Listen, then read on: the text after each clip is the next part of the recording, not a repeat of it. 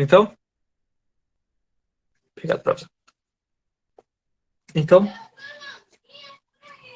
última coisa que eu gostaria de conversar com vocês são os parasitas artrópodes.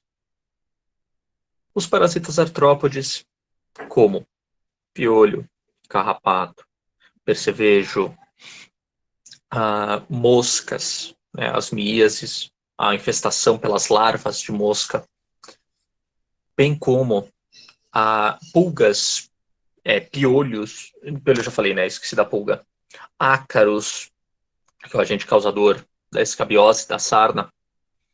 Então, todos esses organismos, eles são artrópodes. E devido a essa clara diferença biológica, a gente precisa recordar algumas coisinhas importantes da vida de artrópodes, da estrutura de artrópodes e dessas doenças que são causadas. Então, dentro do nosso módulo de parasitologia, esse é o último tema. Então, sem mais delongas, aqui eu tenho uma lista, né, uma tabela gigantesca com vários artrópodes que a gente já abordou ao longo do curso, ou artrópodes que têm grande relevância humana. Eu gosto sempre de trazer de novo essa tabela, principalmente para que a gente possa separar por grandes grupos de artrópodes, né, especialmente por ordens, aqueles organismos que são vetores ou organismos que causam alguma doença ou comprometimento de superfície diretamente. Então aqui a gente tem os dípteros, tá? O grande grupo dos dípteros inclui aqui as moscas e mosquitos. Sei que não faz o menor sentido a gente gastar muito tempo discutindo, mas só para vocês verem. Tá? Moscas e mosquitos pertencem ao grupo dos dípteros, chamam a atenção apenas para o nosso querido mosquito palha. O flebotomínio não é nem mosquito, nem mosca. Tá? Ele é um grupo à parte. Então aqui, né, se vocês lembrarem, o flebotomínio, agente transmissor da leishmaniose. Aliás, eu juro que uma coisa que eu sempre tive muita vontade de fazer era pegar essa tabela, apagar a coluna de moléstias e jogar na prova para vocês. Complete com a moléstia transmitida ou causada diretamente pelos diferentes grupos observados. Eu juro que eu adoraria fazer isso. Para ver se vocês lembram dos vetores. Não, Lorena, eu não coloco na prova porque eu acho que isso é muito... como eu colocaria? Não tem muita relevância, né, nesse ponto. Eu confio em vocês. Aqui nós temos os hemípteros. Hemípteros são um grupo dos percevejos. E vemos aqui o triatomínio. O grupo dos triatomínios são percevejos. Né? Alguns percevejos hematófagos que se alimentam de sangue, que são os barbeiros. Nós vamos falar hoje do percevejo de cama. Existe a ordem dentro dos insetos dos sifonapteras. Esse grupo representa as pulgas. Tá? Então a gente tem aqui o Tunga penetrans, do bicho de pé. O Xenopsila, que foi a pulga responsável, ainda, né? A pulga responsável pela transmissão da Yersinia pestis, conhecida popularmente como peste negra. E o Pulex irritans, que é a pulga do homem, hoje bastante difícil de observar, exceção pessoas que têm baixos hábitos de higiene, que são responsáveis, né, por reações alérgicas. Aqui nós temos o querido Anopleura, que são os nossos piolhos, piolho de cabeça, de corpo e dos pelos pubianos. E os ácaris, que não estão na ordem, não estão na classe dos insetos, na verdade eles são aracnídeos.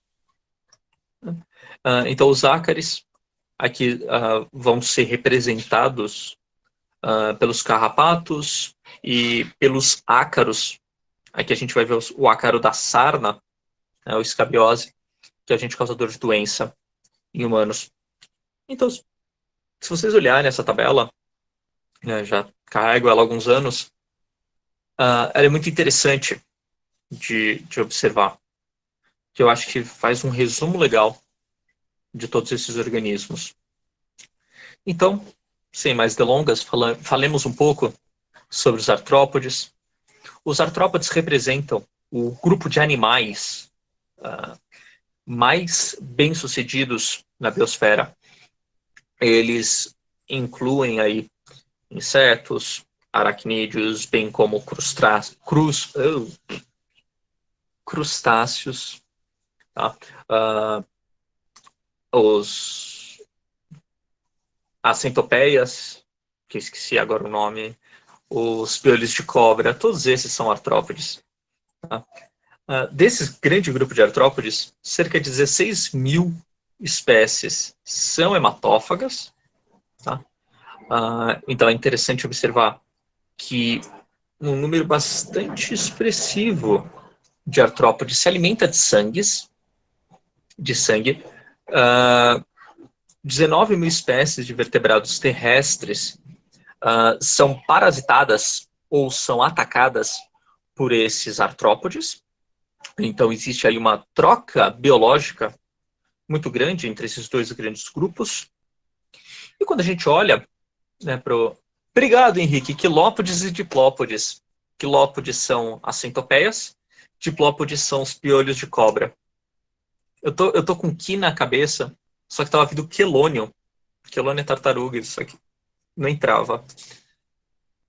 Então, quando a gente fala de artrópodes, é importante a gente separar os dois grandes grupos que a gente vai falar hoje, que são os insetos e os aracnídeos. Os insetos, especialmente, que a gente vai falar mais hoje, tem o corpo segmentado em cabeça, tórax e abdômen.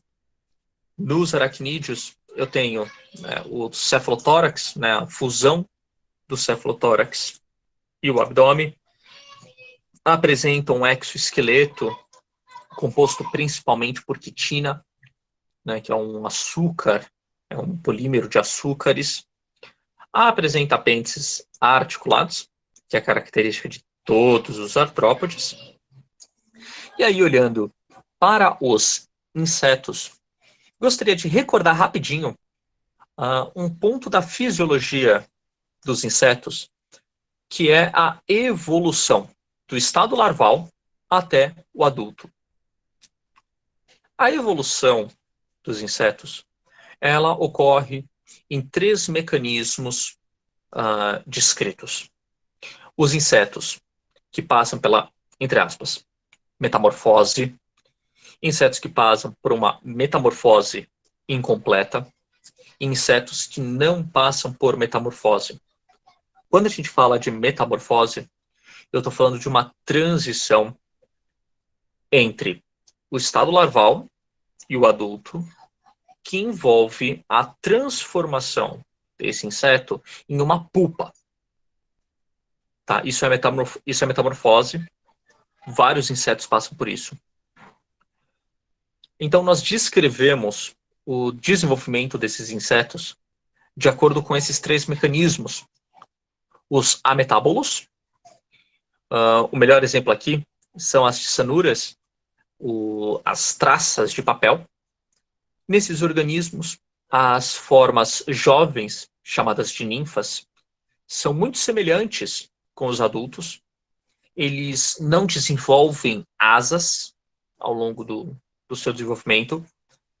Então, são insetos que não possuem asas, cuja forma ninfária é muito parecida com o adulto. Nós temos os hemimetábolos. Os hemimetábolos são insetos que apresentam uma transformação entre o estágio de ninfa e os adultos.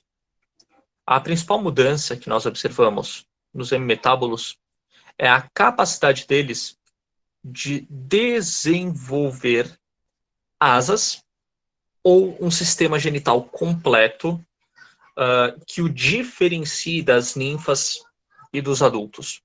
No caso dos barbeiros, por exemplo, eles são hemípteros. Então, sai do ovo uma ninfa, né, eclode do ovo uma ninfa, essa ninfa passa por uma série de transformações, de trocas de exoesqueleto, e na última troca do exoesqueleto, essa ninfa torna-se um adulto que tem asa. Tá? Então, a diferença entre o barbeiro jovem e o barbeiro adulto é a asa. A gente também tem aqui as cigarras, as baratas. Tá? Todos esses são hemimetábulos. Eles têm o que a gente chama de, entre aspas, metamorfose incompleta. Ele passa por mudas de exoesqueleto e na última muda torna-se um organismo completamente formado. Tá? No caso aqui com asa, a gente vai ver que o percevejo de cama não tem asa, mas ele passa por uma maturação sexual. E nós temos os holometábulos, são a maioria dos insetos, representa a maioria dos insetos, onde nós temos 3 estágios. Os estágios larvais. Cada estágio larval é chamado de instar. Então, existem insetos que têm apenas um instar, são mais raros. A maioria dos insetos tem 3 ou 4 instares. São estágios de desenvolvimento das larvas. Esses instares, né, depois que a larva passa por esses instares, ela se fecha em uma pupa, onde ocorre uma série de alterações no tecido, distribuição de células. E quando esse organismo sai da pupa, ele se transforma em um adulto. Então, eu chamo a atenção para recordar esses estágios de desenvolvimento dos insetos, porque hoje a gente vai falar de algumas doenças, especialmente uma míase, que envolve a larva desses insetos. Então, hoje, a gente vai abordar os dípteros, as moscas e mosquitos, que são holometábulos, e os sifonapteras, que são as pulgas, que também são holometábulos. Então, eles têm uma larva, uma pupa, e depois da pupa eles se transformam em adultos. Tá? Aqui eu só fiz um resumão dos dípteros. Eu vou começar pelos dípteros, porque são organismos, tá? Muito diversos, são organismos que estão diretamente relacionados com a transmissão de diversas doenças, as arboviroses, transmissão de parasitas, transmissão de filárias. Então, são organismos muito interessantes, tá? São organismos muito diversos nesse ponto. E eu começo a nossa parasitologia dos insetos, dos artrópodes, pelas moscas. Aviso rápido. Se alguém tem repulsa de larvas, tem repulsa de lesões infestadas de larvas, esse é o momento para ou não olhar para a tela ou sair. Tá? Porque a gente vai falar de berne e bicheira. Berne e bicheira são... Eu sei, Yasmin. Eu também. Mas eu não tenho nojo. Tá, então, eu já vou avisando, tá? As próximas imagens são fortes. Acho que são as mais fortes da aula. Então, recomendo que não veja, tá?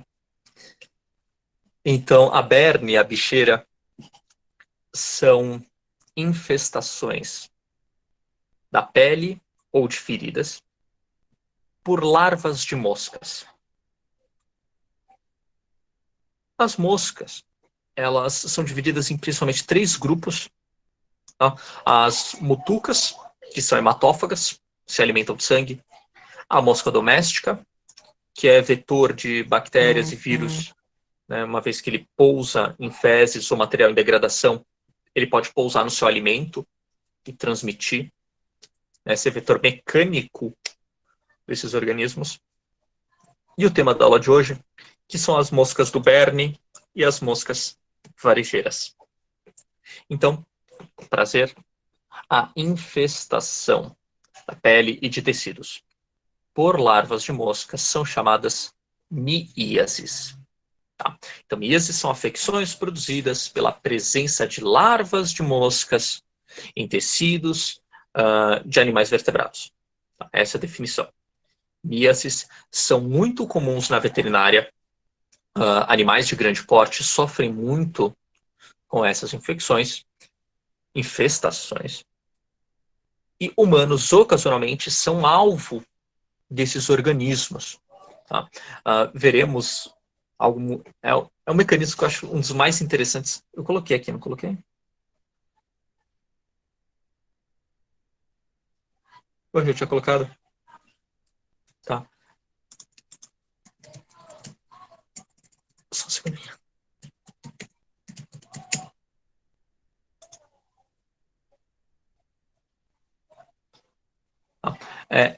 Peraí. Aí. Só um segundinho. Ficou faltando uma imagem.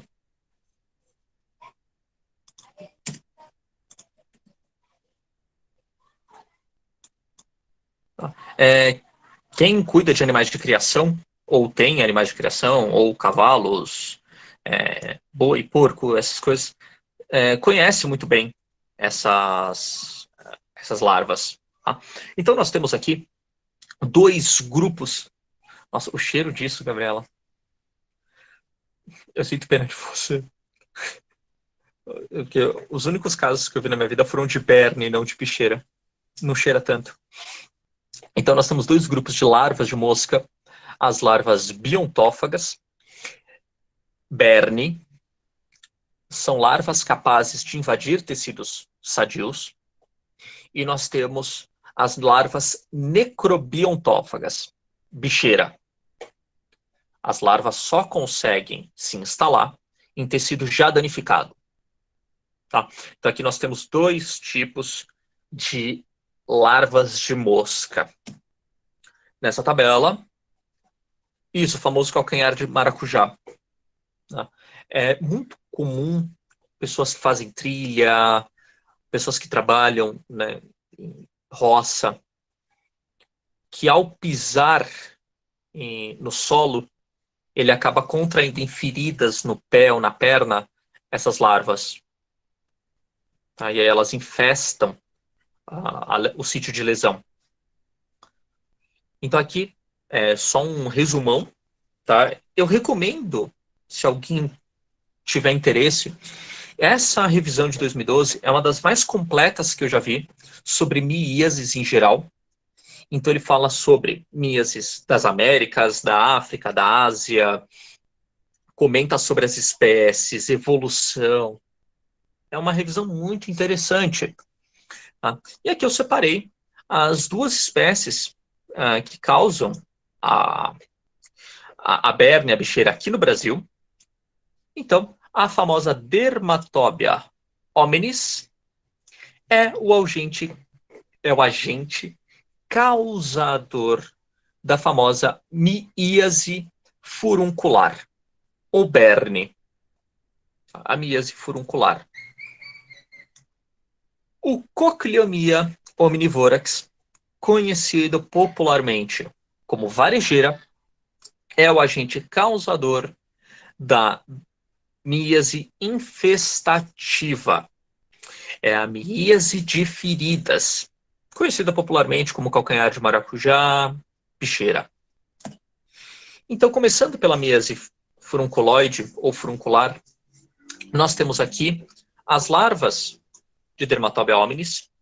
Quando observamos o tecido pelo lado de fora, vemos isso daqui, uma pequena abertura, e essa pequena abertura, ela libera uma secreção serossanguinolenta, tá? Então é um soro de cor avermelhada ou alaranjada,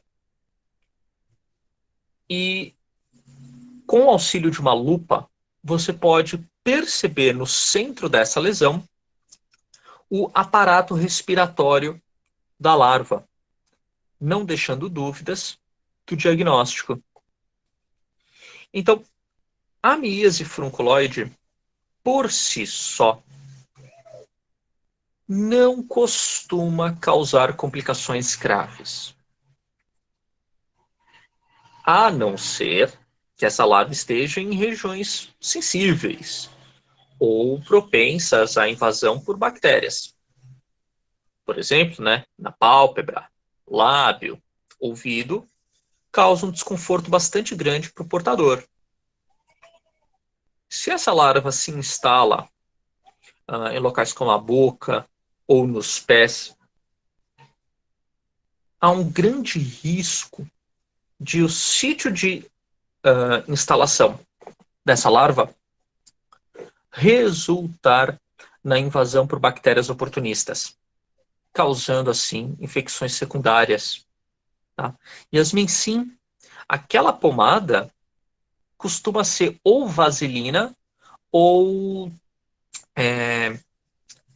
pomada baseada em petróleo ou óleo. Tá? Então, basicamente o que a gente faz é asfixiar essa larva. Então, com o uso da vaselina ou de um esparadrapo, você fecha aqui essa parte. Já vou mostrar para vocês. Então, a cabeça da larva fica voltada para o tecido. O poro respiratório, que está no polo do abdômen, fica voltado para trás, para fora. E aí, esse organismo, quando a gente coloca o esparadrapo, a vaselina, ele asfixia e tenta sair. Tá? E aqui eu vou falar para vocês, não tentem retirar a larva sem antes causar asfixia. Tá?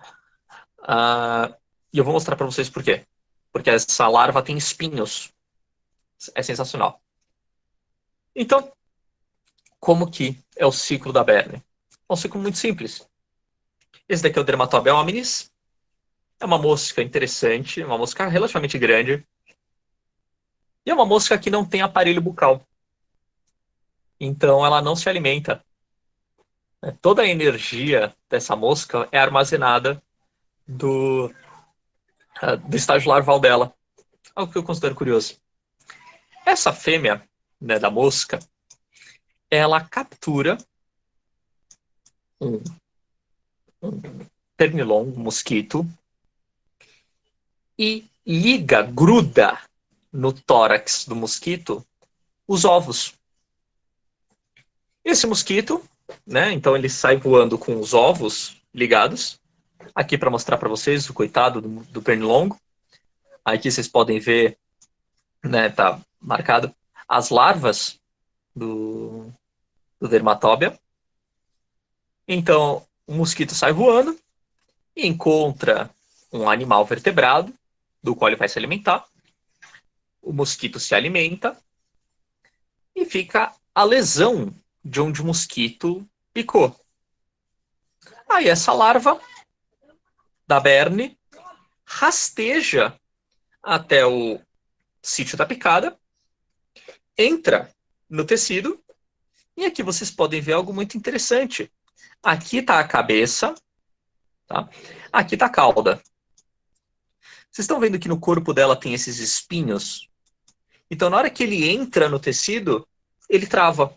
É como é como uma bucha de parede. Tá? Então, ele entra e trava. Interessante também observar que essa larva de mosca, ela percebe o aumento de temperatura. Então, conforme o mosquito pousa, né, no vertebrado, essa larva percebe o aumento da temperatura e se solta do ovo. Então, é nesse momento que ela sabe que ela tem que sair do mosquito, né? Sair da carona. Esse mecanismo é chamado de forese, tá? Que é quando um organismo serve de transporte para outro. Tá? Então, Rebeca, a mosca, a fêmea adulta, ela captura o mosquito, tá? Então ela captura o mosquito, gruda os ovos no corpo do mosquito e vai embora. Aí esse mosquito carrega os ovos, tá? Ele carrega os ovos e quando o mosquito se alimenta do vertebrado, fica o sítio de lesão, onde o mosquito picou. A larva se solta do ovo, vai até a região machucada e entra no tecido. Então, Henrique, só para mostrar aqui. Aqui, ó. Então, quando a larva entra no tecido, ela entra com a cabeça. Tá? Aqui está a cabeça. Então, a larva entra com a cabeça, vai comendo o tecido e cria um buraquinho, cria um túnel. Essa parte aqui com o abdômen fica voltada para fora. Tá? Fica voltada para o ambiente externo. Cuidado do mosquito não, Rebeca, porque o mosquito não sofre muito. Tá? O mosquito, uma vez que ele deixe a larva, para ele muda pouca coisa. Então, Henrique, quando a larva entra no tecido, essa parte, que é o abdômen, fica voltada para trás, para fora. Isso daqui que você está vendo aqui na lesão, ó, aqui, é o ânus dele, e do lado do ânus, né, nessa bolinha, tem o poro respiratório. Então, por aqui ele defeca e respira. Tá? Então, esses espinhos, se você perceber, aqui está a cabeça, os espinhos estão voltados para trás.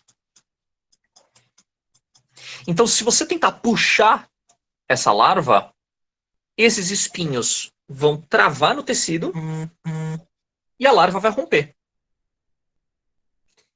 Por isso que não se puxa a larva da berne sem antes asfixiar a larva.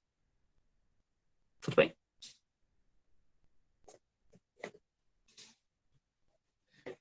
Então, existe também proposta, né, a possibilidade de a cuculiomia depositar diretamente a larva na lesão. Tá? Tanira, quando ela morre ou quando ela asfixia, ela relaxa. Então, quando você asfixia, a larva contrai e é nesse momento que você consegue retirar. Tá? Ela não relaxa o espinho, ela relaxa a musculatura, o espinho fecha e aí você consegue retirar.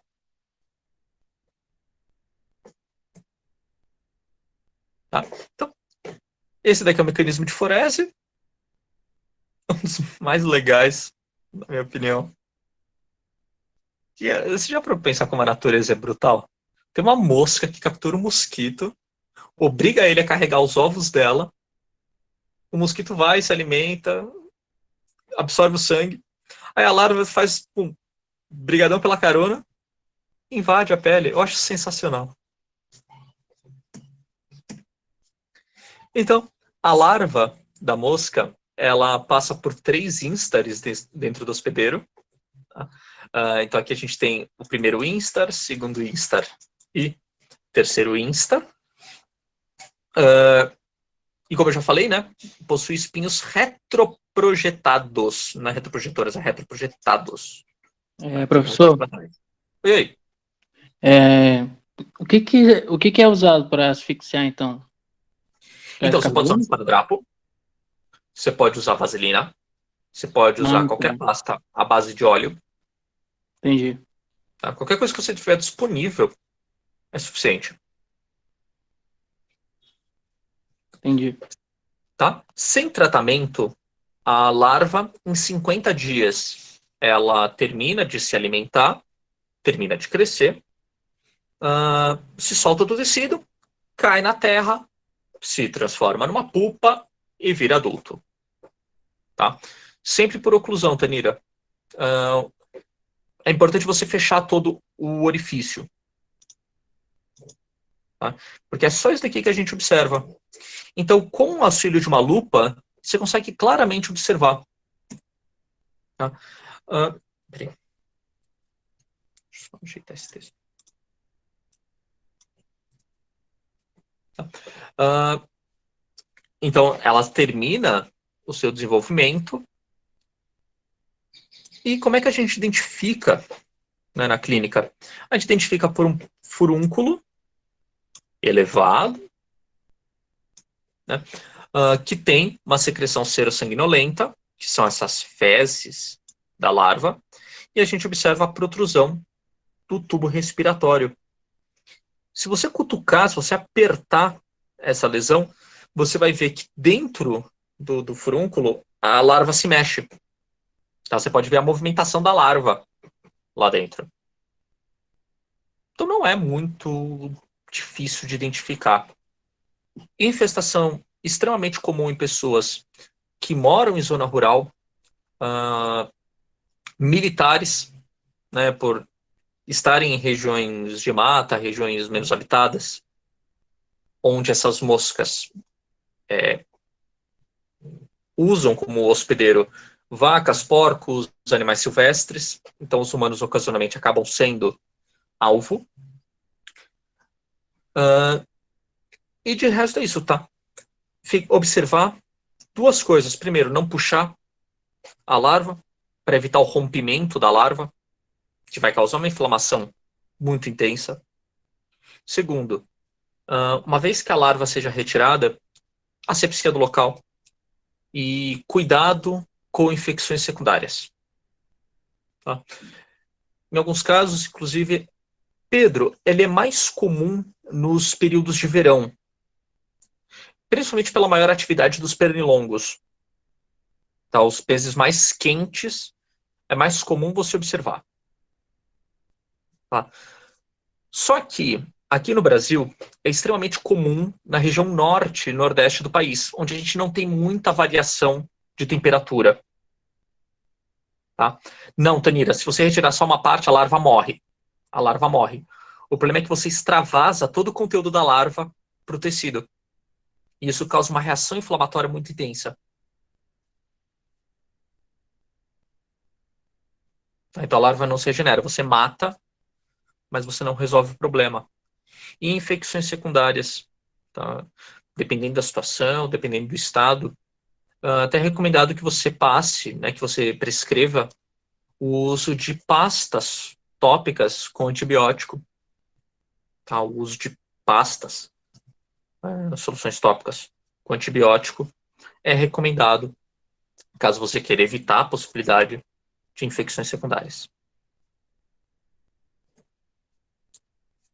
A míase, chamada de míase infestativa ou míase secundária, é a famosa bicheira, causada por essa mosca linda. Ninguém me tira da cabeça que esse é um dos insetos mais bonitos que existe, que é a mosca varejeira. Mosca varejeira, vocês conhecem ela, é uma mosca que tem um brilho metálico. Esse parasitismo, ele é muito comum em animais, principalmente em humanos. A infestação se dá pelo contato da pele machucada ou com a mosca, tá, que vai depositar os ovos em cima do machucado, ou quando o indivíduo pisa ou entra em contato com o solo, onde há os ovos da mosca varejeira. Tá? Então aqui você pode ver a cabeça, né, do indivíduo, a cabeça dele está machucada, e aqui você tem as larvinhas se projetando da lesão, né, do sítio machucado. É um parasitismo rápido, a evolução é muito rápida, então o parasitismo ele dura cerca de uma semana até 15 dias, e é isso daqui que a gente observa. Tá? Acho que vocês já viram isso em diversos lugares, a internet parece ter fascinação por esse tipo de coisa. Então, nesse primeiro caso, é um soldado colombiano, ele fraturou a perna num exercício, e ele deu o azar de que durante a recuperação, né, ele está até com os pinos estabilizadores, os pontos dele abriram. E aí a mosca se instalou aqui no tecido. Tá? Aqui é um caso de míase em uma pessoa com linfoma. Tá? Dá para ver que está bem comprometido o tecido. Então, a cocliomia, exato, Yasmin, era o ponto que eu ia chegar. Via de regra, cocliomia só se alimenta de tecido morto. Então, a cocliomia tem uma capacidade de invadir tecidos saudáveis limitada. Em caso de superinfestação, em que a disponibilidade de alimento é reduzida, então várias larvas que se distribuem em um tecido pequeno, pode acontecer de essas larvas começarem a se alimentar de tecido saudável. Tá? E tá só marcando, não é possível mostrar. Tá, eu já vou postar a imagem. Mas na míase secundária, a gente observa as larvas na superfície do corpo, na superfície ulcerada, em meio a uma secreção bastante purulenta. Uma resposta do corpo à presença das larvas na superfície. E aqui é o ponto que eu queria chegar. Tá? As larvas, elas também podem se encontrar em orifícios como o nariz, a boca. E em casos mais graves, em que essa larva invada tecido saudável, pode haver uma lesão extensa do tecido mucoso, dos olhos, nariz, ouvido, e inclusive há relatos de invasão do sistema nervoso central, de tão grave que é a infestação em alguns casos. Eu vou colar aqui a imagem, é uma imagem interessante, é uma mulher que teve a infestação no septo nasal, então ela tinha uma pequena ferida no septo nasal, e provavelmente ela transferiu mecanicamente os ovos, e os ovos se instalaram na ferida e resolveram usar como habitat a ferida e os seios paranasais. Então era um caso bastante complicado, né, porque você tem que fazer a remoção física dessas larvas. Então, o tratamento é a remoção física dessas larvas, com muito cuidado para não romper as larvas, limpeza do local, a aplicação, se necessário, de antibióticos, fechamento da lesão. Em alguns casos, tá? Tá no mesmo artigo de Miasis, tá? Essa tabela daquele artigo de Miasis. Em vários casos, não é possível você fazer a remoção mecânica facilmente da larva. Nesses casos, é possível você fazer o tratamento com ivermectina. O tratamento com ivermectina, ele ou força a migração da larva, então a larva que está num tecido cavitário mais profundo, ela é obrigada a migrar, que fica mais fácil de você retirar, ou ele mata a larva. Então a ivermectina é um tratamento possível. Então a remoção física da larva, ela pode requerer hipóxia ou remoção cirúrgica. Hipóxia é um princípio muito parecido com o da derme. Você cobre a região, a larva, né? Então imagina, por exemplo, uma lesão no nariz, está muito profunda. O que você faz? Aplica vaselina sobre a lesão, a larva vai ficar asfixiada, e a tendência dela é tentar escapar da cavidade. E aí fica mais fácil de você retirar. Eu vi um caso de bicheira em um morador de rua na boca. Uma professora mostrou para nós que foi atendido lá no Hospital São Paulo.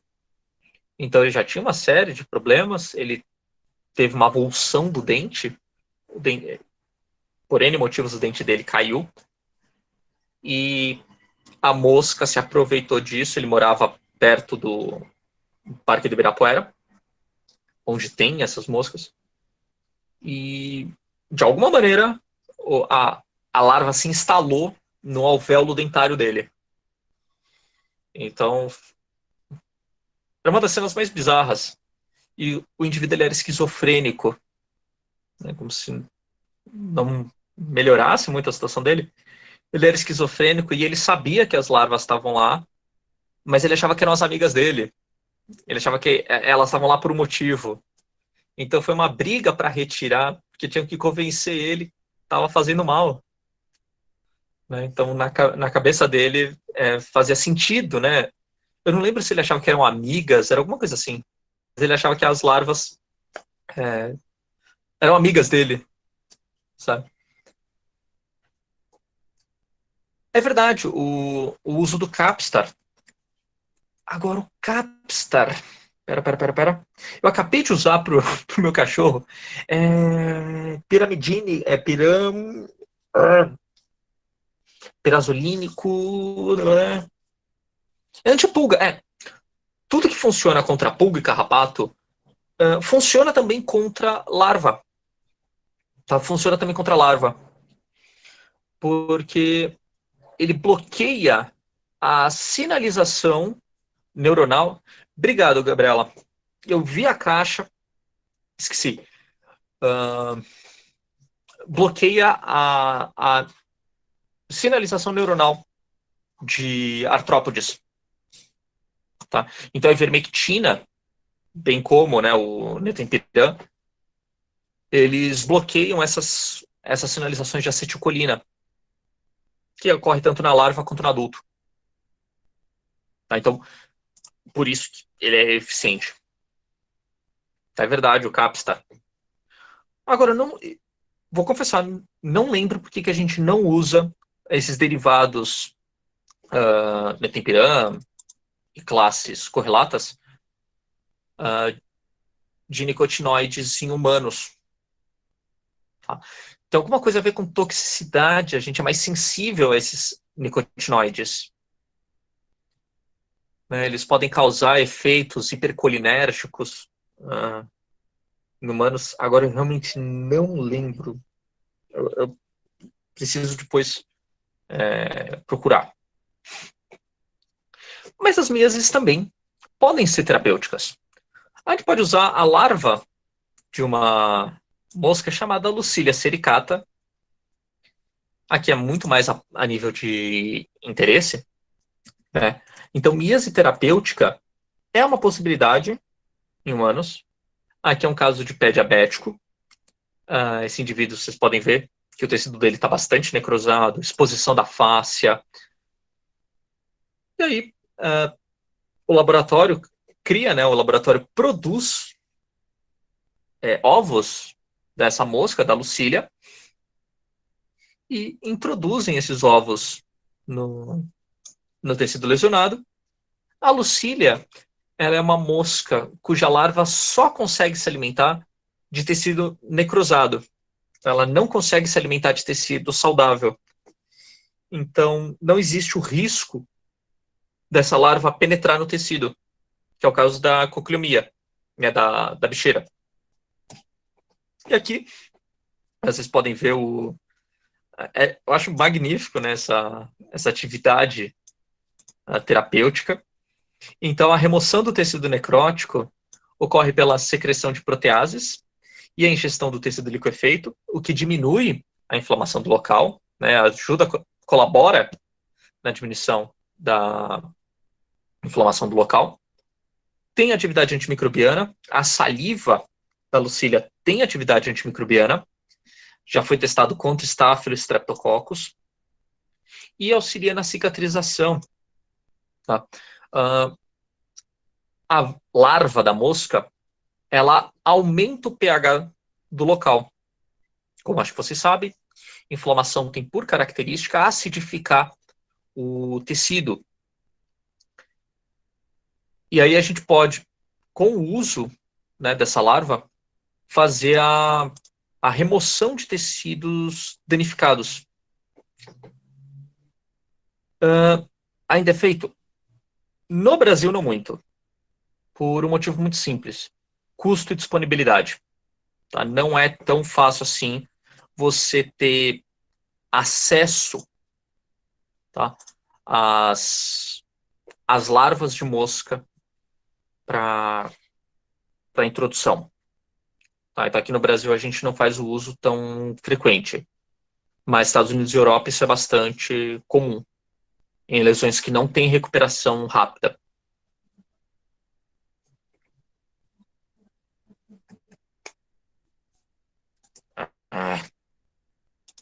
Próximo, os queridos percevejos. Tá?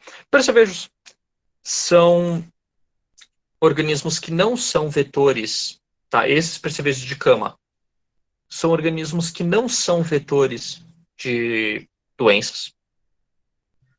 Só que o fato de eles picarem as pessoas, principalmente no período noturno, faz com que a qualidade de vida dos indivíduos caia muito.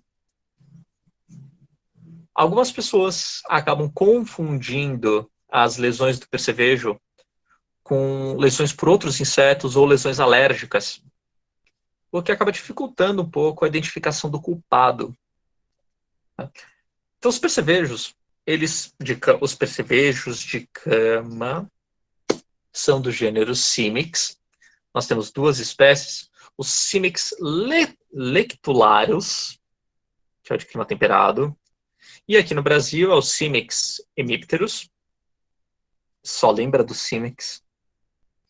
E esses organismos, eles têm hábito noturno, é muito interessante observar. Aqui eu queria mostrar essa imagem, eu acho muito bonitinho. É um organismo que tem um corpo chato, tá? Ele tem um corpo bastante chato, então isso permite que ele entre por exemplo, nas costuras do colchão, no travesseiro, na tomada, né, na caixa da tomada. Já viram em computador, tá? Quem tem mania de trabalhar com notebook em cima da cama, o percevejo, ele é atraído por calor. Então o percevejo foi atraído pelo calor do notebook e entrou no notebook. E usou o notebook como ninho. Então ele costuma usar a cama, móveis próximos da cama, como ninho. Então aqui nós temos os estágios larvais, né, os estágios ninfários, e aqui os adultos, né, o adulto macho e o adulto fêmea. Todos os estágios são hematófagos, tá? Rebeca, eu aposto que eles olham para você e também sentem nojo. Tá? Eles devem pensar como que isso só tem 4 membros e não 6 como nós. Então eles têm tanto medo de você quanto você tem medo deles. Não, mentira, é um bicho nojento pra caramba. Então, todos os estágios são hematófagos, o que faz, né, o que colabora para que as pessoas sejam picadas múltiplas vezes durante a noite. Então, é extremamente comum a pessoa ter algumas dezenas de picadas ao longo da noite, inclusive algumas centenas. Aqui vocês podem ver um ninho de percevejo. Isso aqui foi rebatido, tá? A camada de espuma do colchão. E aqui embaixo a gente vê os percevejos. Coisa linda. Então, os percevejos, qual é o maior problema associado a eles? O maior problema associado a eles é a dermatose causada por picada de percevejo. Essa dermatose, essa inflamação, é chamada de simidíase.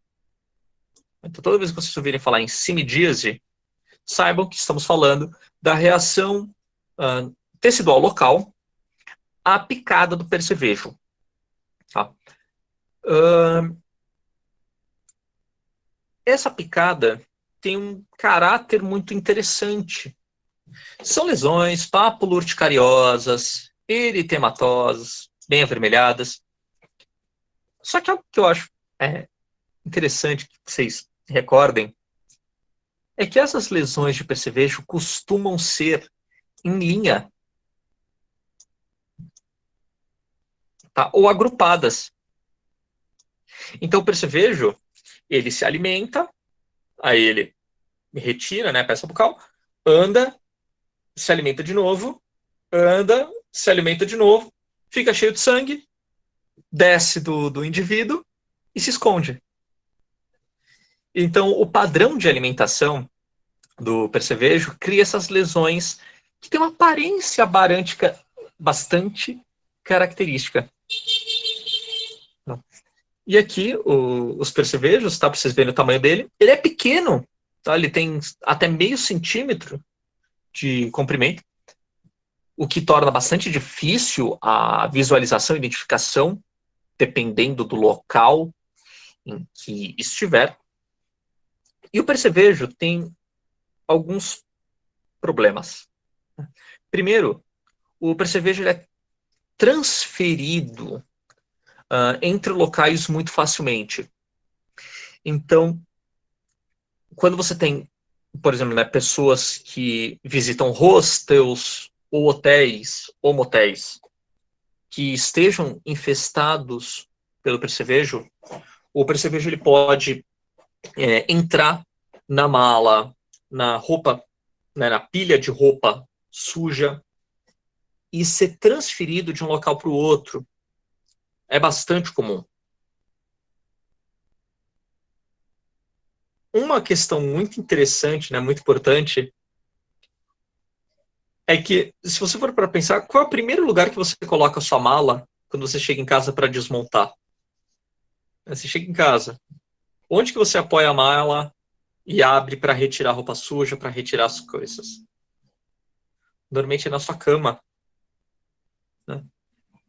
Então, ao abrir a mala e retirar a roupa suja, você acaba transferindo os percevejos para o seu quarto. Então, se você vai... Exato, Alexander, esse é o correto. Tá? Esse é o correto, é não colocar no sofá ou na cama. Se você viajou para algum lugar que você desconfia que tenha percevejos. Outro problema é que percevejos, devido ao uso constante de substâncias baseadas em permetrina, que é o Hyde, tá? Hyde, Baygon, isso aqui. Os percevejos desenvolveram resistência a esse inseticida. Então, o uso de Hyde, Baygon, essas coisas, não é suficiente para eliminar os percevejos. Então, você precisa fazer o fumigamento especializado, que muitas vezes custa caro. Tá?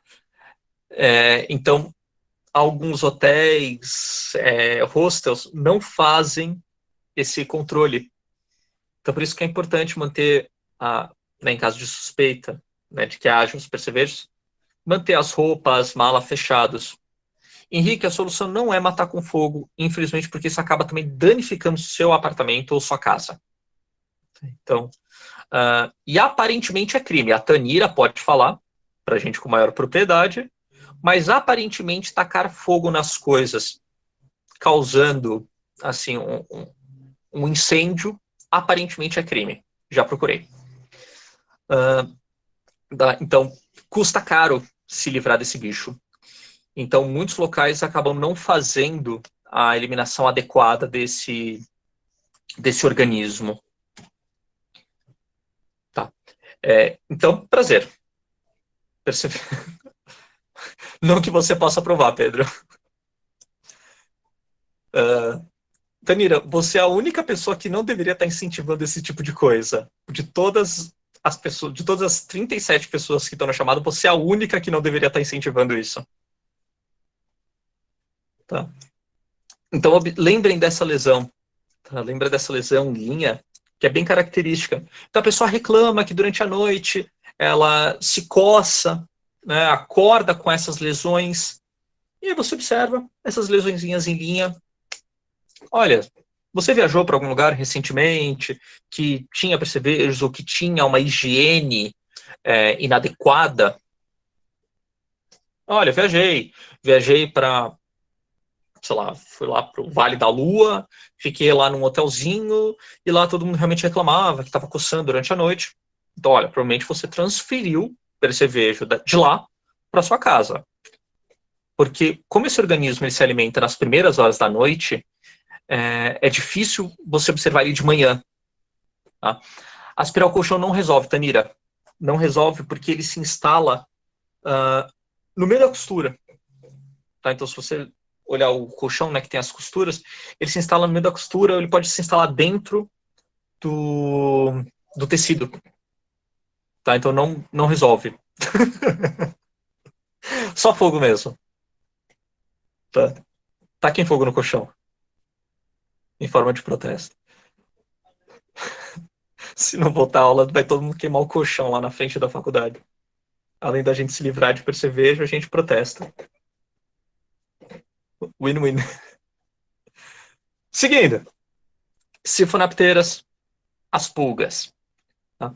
Pulgas são organismos holometábulos, tem larva, pulpa e adulto. São organismos hematófagos ou estiófagos que se alimentam de tecido. São vetores importantes de doenças como a peste bubônica, o tifo murínico. Pulgas de animais usualmente não transmitem doenças. Eles são responsáveis apenas por lesões urticariosas quando eles picam a nossa pele. Tá? Então, não é comum ocorrer a transmissão, tá, de doenças de pulgas de animais para humanos. Ocorre eventualmente. Sobre as pulgas, eu queria chamar a atenção para uma pulga muito curiosa, muito interessante, que é o famoso bicho de pé, a Tunga penetrans. O nome correto da infestação é tungíase, que é o nome, né, do organismo, Tunga penetrans, chamado de pulga da areia ou bicho do porco. É um organismo, tá, só para mostrar aqui para vocês, é uma zoonose relativamente comum em criadores de porcos. Então, esse daqui é o bichinho. Ele tem essa cabeça com formato cônico, que é bastante característico quando nós observamos na lâmina. Perdão. Então, os adultos, eles habitam no solo arenoso e quente. Então, os adultos, eles ficam no solo. Na presença de um animal de sangue quente, especialmente aí o porco e o humano. Por que porco e humano? Se você reparar, nós temos pele, né, no solado. Outros animais, como cavalos, bois, etc., eles têm casco. Então, a pulga não consegue, obviamente, entrar no casco. Tá? Por isso que usa porco ou humano, cães também, cães e gatos eventualmente, eles acabam entrando na pele. Então, quando o animal de sangue quente pisa no solo, a fêmea sai do solo, penetra na pele e se instala dentro da pele. Tá? Então, o adulto fica lá no solo. Quando o animal de sangue quente pisa, a fêmea sobe, entra na pele e se fixa dentro da pele. No momento que a fêmea se fixa dentro da pele, a cabeça fica voltada para o tecido. Então, a fêmea vai comendo o tecido, principalmente o tecido adiposo que a gente tem subcutâneo. E, semelhante a berne, o polo respiratório da Tunga penetrans fica aqui atrás. Então, ela fica com o abdômen voltado para trás e a cabeça aprofundada no tecido. Essa fêmea, vocês estão vendo aqui, a lesão fica com aspecto de olho de peixe. Tá? Então, conforme a fêmea cresce, ela destaca a epiderme. E a epiderme, se vocês já viram, né, quando a epiderme destaca, ela fica esbranquiçada. Então, tem a epiderme levantada, esbranquiçada, e no centro escuro, deixa eu só ver se tem outras. Aqui, ó. No centro escuro, o abdômen da tunga. Então, prazer. Isto é Tunga penetrans, isso é tungíase, isso é bicho de pé. Também pode acometer nádegas, perna, regiões que as pessoas costumam encostar no solo nuas. Mais uma vez, por si só, a Tunga penetrans não costuma causar mal. A presença da fêmea causa uma coceira constante, que é bastante irritante, bastante frustrante para o portador, que faz com que às vezes ele queira espremer ou puxar, o que não é recomendado sem a ajuda de um profissional. Tá? Quem mora na roça sabe que a avó tem um jeitinho, né, de tirar bicho do pé de uma só vez com um alfinete. Mas o maior problema relacionado à tungíase é o fato de que, primeiro, ele normalmente atinge trabalhadores rurais. Segundo, essa região onde a fêmea habita pode ser porta de entrada para organismos anaeróbios, como Clostridium tetani, causador do tétano, Clostridium perfringens, da gangrena gasosa, e fungos do solo, como o Paracoccidioido brasiliense, que é o agente causador da blastomicose. Blastomicose é uma infecção relativamente rara, mas que acomete populações rurais, especialmente. É um fungo que habita o solo e entra na pele por lesões pré-existentes. Então, imagina a pessoa que trabalha o dia inteiro de havaianas, por exemplo, né, de chinelo, marca, trabalha de chinelo, tem a Tunga penetrans no dedo, no pé, na lateral do pé, no solo, não importa, e trabalhando o dia inteiro entra em contato com essas bactérias, essa sujeira entra no sítio de lesão da Tunga penetrans e isso causa um problema sério para esse indivíduo. Normalmente a infecção, a fêmea ela permanece na pele de 5 a 6 semanas. Depois desse período de cerca de 2 meses, a fêmea morre, ela é expulsa do seu corpo, mas ao longo desse período ela é capaz de produzir centenas de ovos todos os dias. Tá? Esses ovos, eles caem ao solo, se transformam numa lava no solo, pupa, depois se transformam em adultos. Tá? Aí a fêmea encontra o macho no solo, a fêmea penetra na pele e o ciclo continua. Tá? Eu esqueci de colocar a imagem. Eu vou lembrar de colocar, vou até escrever aqui. Eu não. Agora que eu reparei que eu não coloquei. Já sei do que eu estou falando. Então, você pode identificar facilmente a lesão da Tunga penetrans, primeiro pela localização, segundo porque é bastante pruriginosa, coça pra caramba, o aspecto de olho de peixe, e com o auxílio de uma lupa, você pode inclusive observar ao lado da lesão, né, ao lado da parte central da lesão, os ovos sendo depositados. Tá? Então você pode recolher esses ovos e observá-los. Tá? A olho nu é muito difícil, mas com uma lupa você consegue identificar esses ovos. Sem dúvidas, trata-se de um caso de tungíase. Remoção mecânica. A remoção mecânica pode ser feita com asfixia, que auxilia na retirada da fêmea. Você pode retirar delicadamente com uma agulha. Tá? A fêmea, vocês podem ver, ela é lisa. Então, se vocês puxarem com muito cuidado, você consegue retirar a fêmea sem rompê-la. Aqui, aquela estrutura cônica que eu falei, a cabeça. Então, pode não parecer, mas aqui são as patas da fêmea. Aqui é a cabeça dela, tá? E aqui o abdômen e o poro posterior, onde eu tenho o poro respiratório e a saída do sistema reprodutor, por onde ela libera os ovos. Tá? Então, só as fêmeas infectam a nossa pele. Aqui embaixo, tá? Eu só coloquei essa imagem, porque é uma blastomicose. Aqui a gente tem essas lesões na sola dos pés, que foram, né, a porta de entrada para o paracoccidioido. Tá? Então aqui é um caso de blastomicose,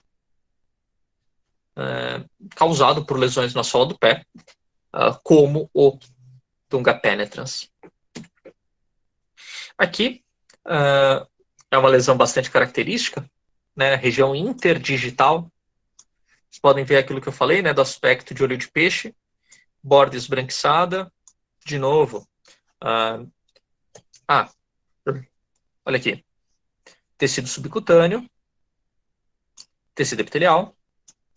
Então ocorre o afastamento do epitélio do subcutâneo e o epitélio fica com uma cor esbranquiçada, tá?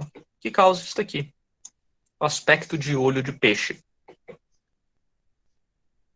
Olhou para isso, na pele, ocasionalmente na perna, na pele não, no pé, ocasionalmente na perna, coça, aspecto de olho de peixe, usou uma lupa, viu os ovos, tá? É suficiente para você diagnosticar. Recomenda-se aqui remoção mecânica, tá? Não se recomenda, a não ser em casos que você não consiga retirar imediatamente, o uso da ivermectina, para evitar a morte dessa fêmea dentro do tecido, e a morte da fêmea causaria uma inflamação mais intensa. Então, sempre que possível, remoção mecânica da pulga.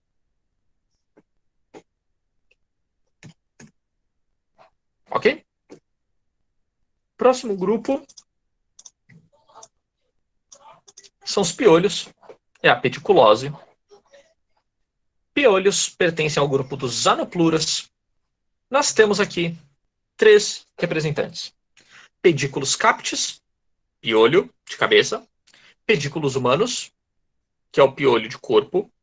E o Pterus pubis, que é o piolho pubiano, axilar, que também pode pegar na sobrancelha e cílios. As 3 espécies são exclusivamente humanas. Interessante observar isso. Não existe transmissão para animais. São cosmopolitas, o que significa que altas concentrações de pessoas facilita a transmissão desses organismos. No caso do chato, né, o Pterus pubis, inclusive a manifestação sexualmente transmissível. E todos os estágios de desenvolvimento desses organismos se alimentam de sangue, porque eles são hemimetábolos. Né? Então, o ovo, que é a famosa lêndia do piolho, tá? Da lêndia saem as ninfas, e aí essas ninfas e os adultos se alimentam de sangue. Então, prazer. Olha aqui o piolho. Todo mundo conhece piolho. Quem aqui nunca teve piolho? Né? Eu acho que só tive piolho na minha infância, que é basicamente dos 10 anos aos 16, 18 anos, eu só usei cabelo raspado. Então eu nunca tive problema com piolho depois disso. Parecia que eu tinha acabado de fugir do centro de detenção minha vida inteira. Mas sempre gostei de usar cabelo raspado. Então, o Pediculus captis, ele é mais comum em crianças, principalmente pelo fato de que o Pediculus captis ele precisa ser transmitido diretamente entre pessoas pelo cabelo. E é mais normal crianças ficarem juntas, gastarem mais tempo juntas uma da outra, nas escolas e nas creches. Então, o piolho acaba sendo transmitido do cabelo de uma criança para outra. Tá? Isso não significa que adultos não tenham, de forma alguma. Você pode, inclusive, transmitir para a criança e receber da criança. Tá? Não são vetores de doenças conhecidas. Entretanto, o sítio de picada do piolho é bastante pruriginoso, incomoda, inflama, causa a chamada piodermite. Piodermite é a lesão causada pela picada do piolho. O piolho, então, vai sem dizer, é transmitido por rota direta.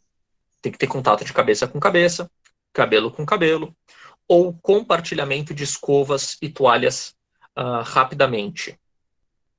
Tá? Não é um organismo que sobrevive durante muito tempo fora do corpo. Então aqui vocês podem ver o piolho de cabeça, né? Ele tem... Deixa eu ver se eu coloquei aqui. Ah, não, tá mais para frente. Mas ele tem na ponta, né, das patas, ele tem garrinhas, o que permite que ele agarre no fio do cabelo. Então ele escala o fio do cabelo. Isso é importante porque ele habita o cabelo e não a pele.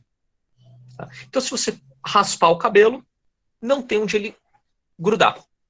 Então você resolve o problema. O piolho, ele fica grudado no cabelo e a gente pode ver pequenas cápsulas, 2 milímetros de comprimento, aderidos no cabelo, que são as chamadas lêndias. Nós temos as lêndias marrons, que são as lêndias com o organismo em desenvolvimento, e as lêndias brancas, que são os ovos, né, as cascas dos ovos eclodidas. Tá? Então você pode acompanhar a evolução da infecção pela presença das lêndias e dos adultos no cabelo. Então, entre o ovo, né, as lêndias, e o adulto, demora cerca de 7 dias, tá, para que esse ciclo se complete. Importante observar que, enquanto houver piolhos vivos na pessoa, ela pode transmitir para outros indivíduos, para outras pessoas, e o piolho pode viver até 2 dias em utensílios. Isso daqui é algo discutível. Tá? Tem alguns artigos que mostram que temperatura, umidade tem um papel importante na sobrevivência fora do organismo. Tá? Então, lembrem desse prazo aqui de 7 dias por um motivo muito simples. Deixa eu só passar aqui rapidinho. Tá? O tratamento com ivermectina por rota oral é eficiente, tá? É eficiente contra o piolho. E é importante que o tratamento oral com ivermectina, tá? Ele precisa de repetição da dose. Por que precisa repetir a dose? Ivermectina não mata, não destrói os ovos e lêndias. Tá? Ele não destrói os ovos. Ele só mata as ninfas e adultos. Então, conforme eles se alimentam do sangue, eles ingerem a ivermectina, que é tóxica para os artrópodes, e aí eles morrem eventualmente. Tá? Então, é importante que se faça essa repetição. Normalmente, essa repetição da droga é em uma semana, porque em uma semana matei todos os adultos e ninfas. A gente espera que em até uma semana, os ovos se transformem novamente em adultos. Se eu deixar mais tempo para fazer a segunda dose da ivermectina, os adultos vão depositar novos ovos e vai continuar a infestação. Então a gente faz o tratamento com ivermectina, 7 dias depois a gente faz o segundo. Marina, aí é o uso tópico. Tá? A ivermectina é oral, tratamento oral. Tá? O Scabin, Marina, o uso tópico, ele vai matar tanto os ovos quanto os adultos. Tá? Ele vai ser eficiente contra os dois. Tá? Henrique, funciona assim. Tá? Funciona assim. Eu só vou fazer um pequeno asterisco no tratamento de superfície, tá? No tratamento tópico, que é o seguinte. Estou ouvindo.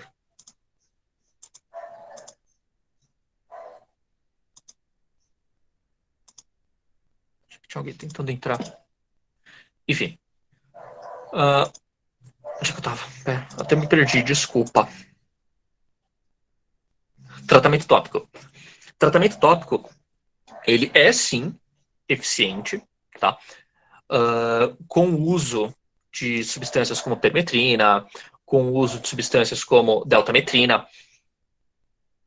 Só que aqui eu preciso que vocês se recordem de uma coisinha, tá? Infelizmente, devido ao uso constante e abusivo, de certa maneira, de permetrina, a permetrina ela não é mais tão eficiente contra o piolho. Hoje a gente recomenda o uso da deltametrina ou do malation. Tá? Caso o indivíduo não possa usar o tratamento ou não esteja disponível, você pode fazer o uso do pente fino para o tratamento. Tá? Com o uso do pente fino, você identifica o piolho e as lêndias, então você passa o pente fino, olha com uma lupa e vê os piolhos e lêndias. Tá? Mas você também pode fazer tratamento só passando o pente fino. Importante lembrar que o uso do pente fino tem que ser constante ao longo de pelo menos uma semana. Tá? Então, é extenuante. Ou, ocasionalmente, você pode simplesmente cortar o cabelo, raspar o cabelo. Se vocês lembram dessa cena, foi uma cena muito emocionante na televisão brasileira. A Carolina Dickmann fazia uma menina que estava com leucemia e tal. Eu sempre trago porque, para mim, foi uma das cenas mais piegas da história da televisão brasileira. Eu juro que eu nunca me conformei com novela usando esse tipo de drama só para ganhar audiência. Tipo, olha, ela tá com câncer, ela tá com leucemia, ela vai morrer. Não, ela não vai morrer. Eu sempre achei isso absurdo, né? Usar esse tipo de coisa para ganhar audiência. Mas, enfim. Então, o tratamento de superfície, né, o tratamento pode ser feito com os shampoos, tá? O shampoo, importante lembrar, o uso, né, 24, 48 horas, enxuga e repete 7 dias depois, tá? Tem que repetir. Por quê? Porque ovos e lêndias são menos sensíveis a essas substâncias. Então, de novo, se você deixar mais de 7 dias para repetir o tratamento, os adultos vão depositar novos ovos e aí a situação, né, vai continuar. Importante trocar roupa de cama, toalha, por prevenção, evitar o compartilhamento de escovas e toalhas, tá? Isso é extremamente importante. E pode ser feito o uso da ivermectina oral. Aí a gente usa 200 ou 400, de 200 a 400 microgramas por quilo de peso corporal, né? O tratamento clássico.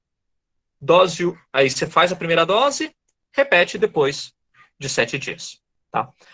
Como acho que foi a Daniela que perguntou semana passada, criança abaixo de 15 quilos, abaixo de 5 anos, não se usa ivermectina. Tá? Em caso de crianças abaixo de 5 anos ou menos de 15 quilos, o tratamento é só de superfície. Tá? O tratamento só deve ser usado o tratamento tópico. Antes que eu esqueça, vinagre funciona. Tá? Em pessoas, principalmente em população de baixa renda, você pode recomendar o uso de água morna e vinagre branco em proporção 1:1.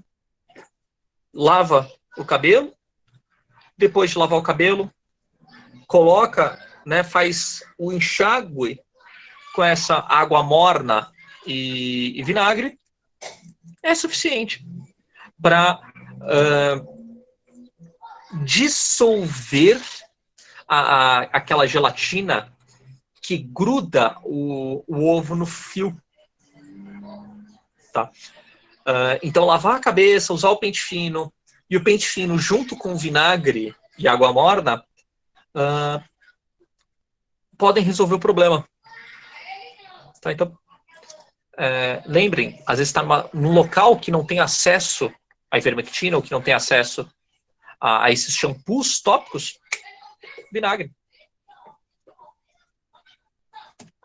Esqueci até de colocar. Piolhos de corpo, tá? Que é humanos. Nem vou entrar muito em detalhes, porque hoje é muito raro eu ter pessoas com piolho de corpo. Está associado a más condições de higiene. São populações de rua que principalmente sofrem com o piolho de corpo. O maior problema do piolho de corpo é o fato de que ele é vetor do chamado tifo epidêmico. Tifo epidêmico é uma doença, o de corpo, tá? O de corpo. Ele é transmissor de uma doença chamada tifo epidêmico, uma doença que não mata mais ninguém no Brasil desde 1900 e sei lá quando, mas ainda pode ocorrer em populações migrantes. Tá? O controle é feito com a quarentena das roupas, com a quarentena do material, 48 horas sem contato com a pele humana.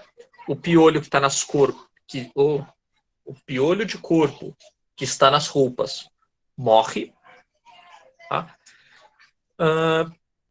Mas o tifo epidêmico está causado por uma bactéria intracelular obrigatória, o Rickettsia provazek, uma bactéria muito legal de estudar, uma bactéria que tem um metabolismo muito curioso, uma genética interessante, porque ele é um parasita intracelular obrigatório há muito tempo, então ele tem um número reduzido de genes, é muito legal. E o tifo epidêmico ele pode ser identificado por essas lesões avermelhadas na pele, tá? Que vocês podem ver aqui, essas máculas na pele, que são bem características do tifo epidêmico. Enfim, tá? Só para vocês saberem que o piolho de corpo ele é vetor do tifo epidêmico. Primeira Guerra Mundial, a galera morria a rodo de tifo epidêmico. Né? Ficava lá na trincheira, sem trocar de roupa. Bagulho horrível. E os chatos são importantes, porque são infestações sexualmente transmissíveis. O chato é um piolho, só que é um piolho que tem preferência por habitar os pelos pubianos, os pelos axilares.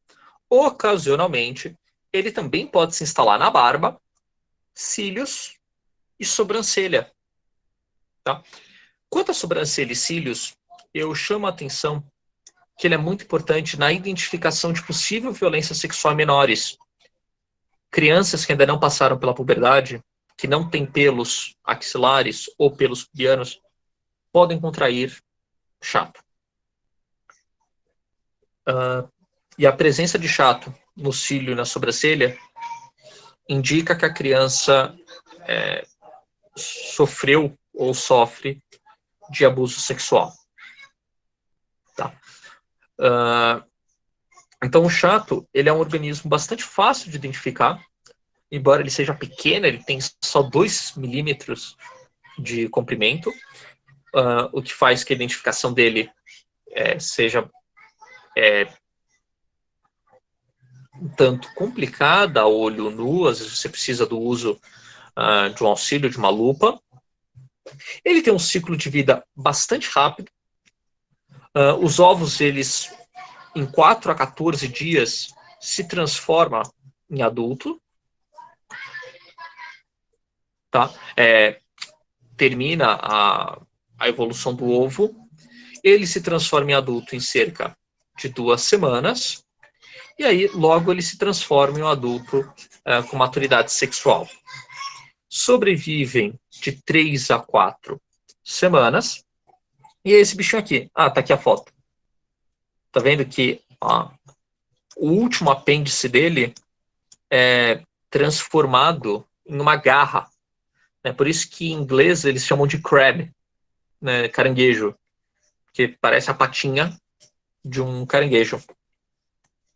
Então, aqui está o Ptilus pubis, aqui está o Ptilus pubis, tá, ligado no cílio, tá, que infelizmente é o cílio de uma criança, mas vocês podem ver as lêndias do chato, e chatos adultos tá, se alimentando aqui na pele. Então, é uma infestação sexualmente transmissível. Aliás, curiosidade, o piolho de cabeça também é considerado uma infestação sexualmente transmissível. Tá? Por razões óbvias. Né? A cabeça também fica muito tempo perto uma da outra e pode transmitir entre pessoas. Então, além do coronavírus, você também pode pegar piolho. e todas as outras coisas. Então, o chato, tá? Quais são os mecanismos de controle da transmissão do chato? Limpeza, retirada dos pelos, óbvio. Você pode retirar os adultos com auxílio de vaselina, mas aí a vaselina não é para asfixiar, é para que ele deslize pelo pelo. Então você passa um pouquinho de vaselina. Vaselina normalmente é usada no caso da infestação no olho, na sobrancelha, tá? Onde é difícil você pegar uma pinça, por exemplo, e puxar. Então você pode fazer o uso da vaselina, ele vai escorregar pelo pelo, e aí você consegue retirar. A solução oftálmica, 1 ou 2 gotas de fluoresceína são suficientes, tá, na região para eliminar os piolhos, né, os chatos e lêndias. Se necessário, repetir após 7 dias. Ivermectina oral mata, de novo, apenas as formas ninfárias e adultas. Coloquei adultas, mas adiciona aqui as ninfas.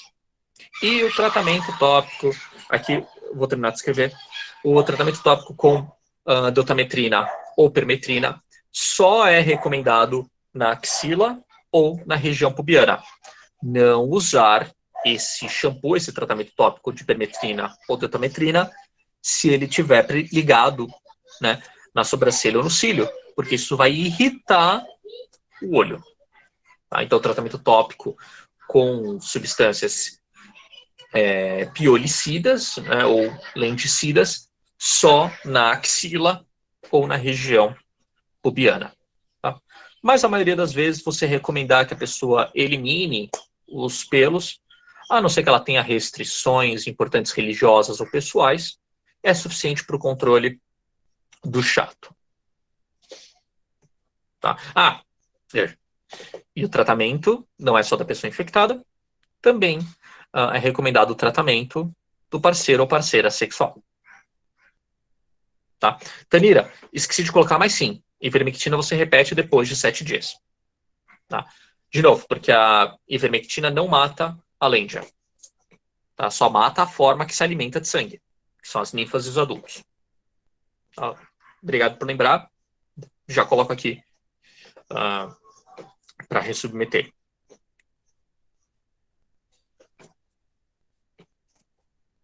Só ver onde é que a gente está.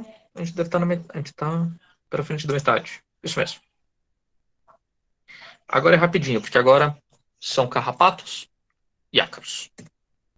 Então, carrapatos. Carrapatos são organismos do grupo dos aracnoides. Então agora a gente já saiu dos insetos. A gente vai falar dos carrapatos e dos ácaros. Carrapatos e ácaros são importantes para a gente. Os carrapatos, porque eles são vetores de doenças importantes. E os ácaros, pela reação alérgica às fezes do carrapato. E a escabiose, a famosa sarna humana, tá? Que são causadas por ácaros. Então, começando pelos carrapatos, nós temos 2 grupos de carrapatos de grande relevância para humanos, o Ixodes e o Argáside. Esses organismos, esses carrapatos, eles, na maioria das vezes, causam dermatites, tá? E, raramente, paralisia pelos componentes da secreção salivar, tá? Então, respostas à presença de carrapatos. Mas nosso maior problema hoje vai ser o fato de que, aqui no Brasil, nós temos um carrapato muito especial que habita as regiões sul e sudeste do país, que é o conhecido carrapato estrela. O carrapato estrela, o Amblyomma cajanense, é um carrapato de equinos e animais de grande porte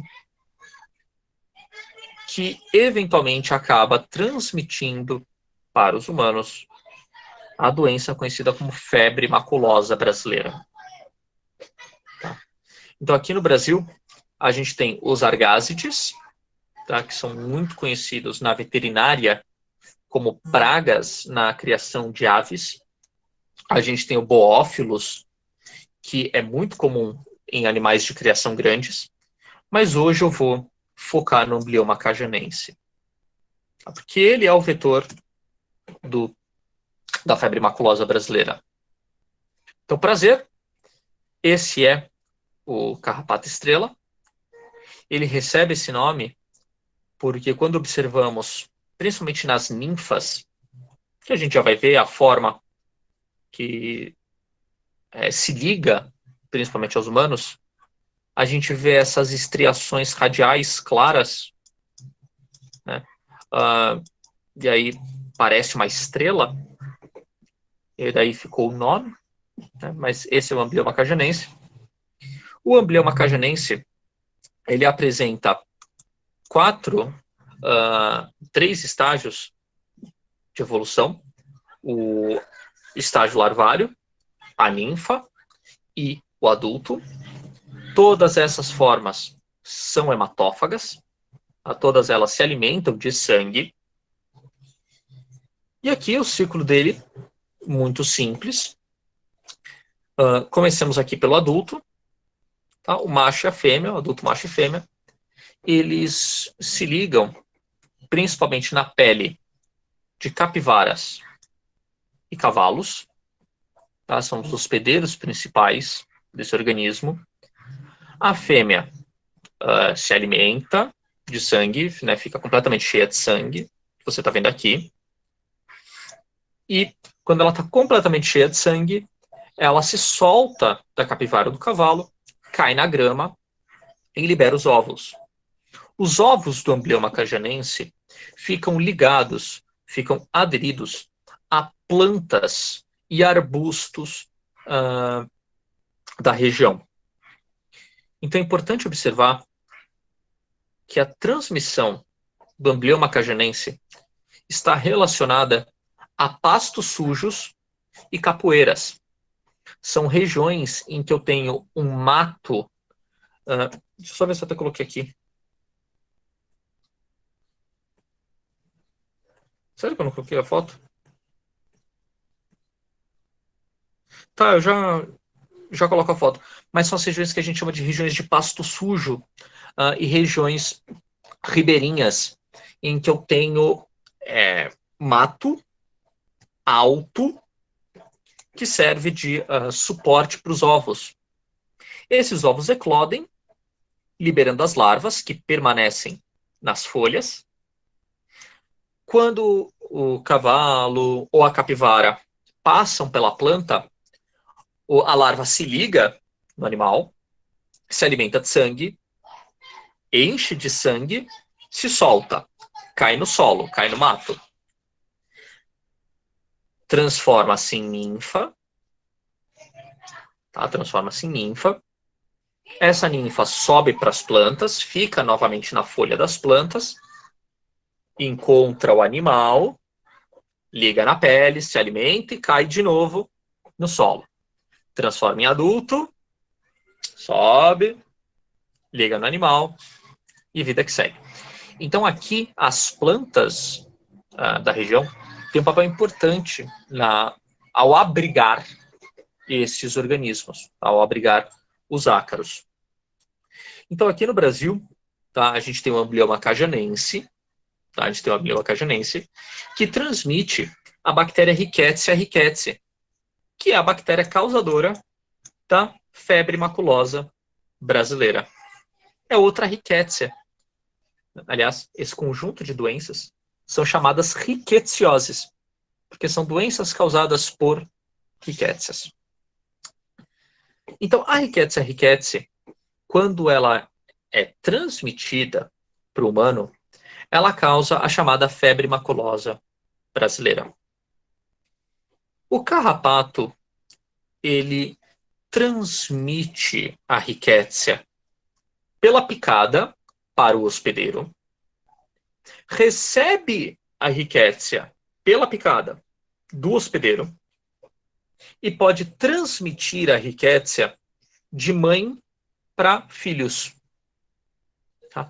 Então, se eu tenho uma fêmea infectada com rickettsia, os filhotes dela carregarão também a bactéria.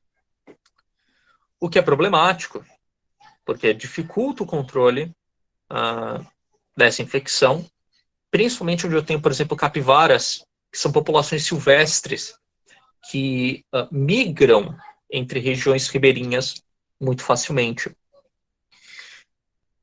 Interessante observar que o carrapato, ele se liga na pele e ele transmite a rickettsia somente após permanecer grudado de 4 a 6 horas. Então, se a ninfa ou adulto se ligarem em você e picaram, e logo você percebeu e retirou, você não adquire a febre maculosa. Então, algo que a gente ensina muito para as pessoas da região, trabalhadores, principalmente da região rural, é que, olha, a cada 2 ou 3 horas de trabalho, tira a calça, tira a bota, vê se tem algum organismo preso em você ou preso nas roupas. Se não tiver, segue a vida. Tá? Mas o hábito de observar se tem ou não esses organismos é importante para evitar a transmissão. Tá? Então, aqui eu falei, né? Transmissão vertical, transmissão estádio-estádio.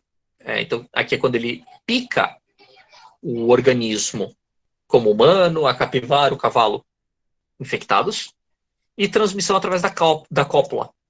Né? O macho pode transmitir para a fêmea. Ok? Então aqui, né? Alimentação simultânea de carrapatos infectados com animais não infectados. Eles podem ter a integração, né? Eu posso passar a rickettsiose de um carrapato para o outro. Tá? Eles permanecem infectados pelo resto da vida, que dura aí de 18 a 36 meses. E por fim, tá? Para a gente terminar de falar do carrapato, eu só queria lembrar que ele tem um ciclo que é o chamado ciclo trioxeno, ou seja, ele pode, a cada estágio, se alimentar de um hospedeiro diferente. As larvas, usualmente, habitam cavalos e capivaras. Tá? Nós, humanos, usualmente, somos picados pela ninfa. Tá? Por que pela ninfa? Porque é a ninfa que permanece nas plantas que a gente costuma ter contato nas regiões ribeirinhas e pasto sujo, quando a gente está lidando com animais. Então, essa ninfa, tá? Aqui, deixa eu só passar. Essa ninfa, ela ocorre com maior frequência entre os meses de junho a setembro.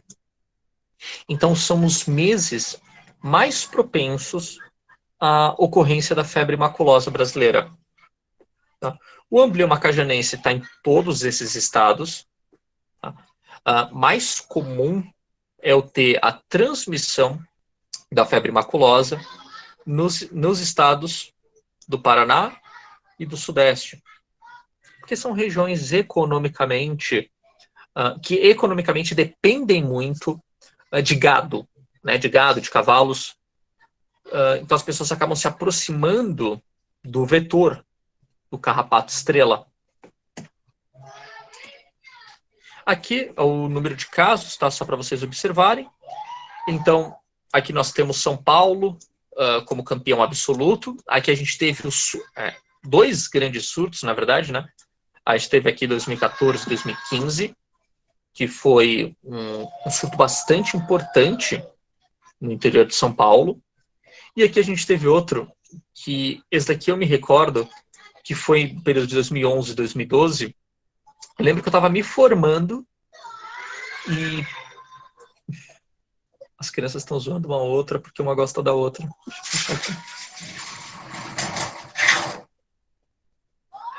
Foi um período importante porque o interior estava muito preocupado com o número de casos surgiu um número de casos em um período muito curto, tá?